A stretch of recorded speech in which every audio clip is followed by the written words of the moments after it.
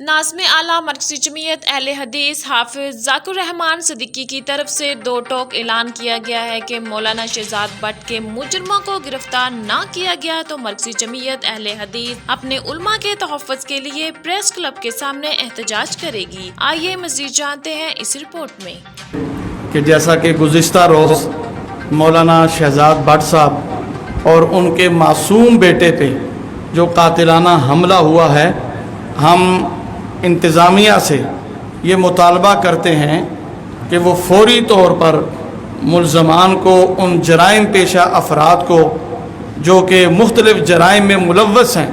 उन जराइम पेशा अफराद को फ़ौरी तौर पे गिरफ़्तार करके उन्हें कैफ़र किरदार तक पहुँचाया जाए। और अगर इस हवाले से कोई कोताही और गफलत का इर्तिकाब किया गया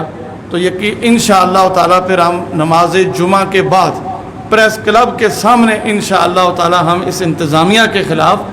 भरपूर एहतजाजी मुज़ाहरा करेंगे। आज 2 दिन गुज़र चुके हैं,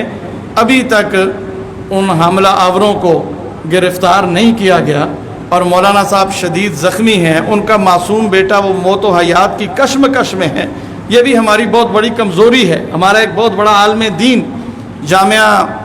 दारुल कुरान वल हदीस के वो अज़ीम मुदर्रिस फाजिल मदीना यूनिवर्सिटी और इतना शरीफ इंसान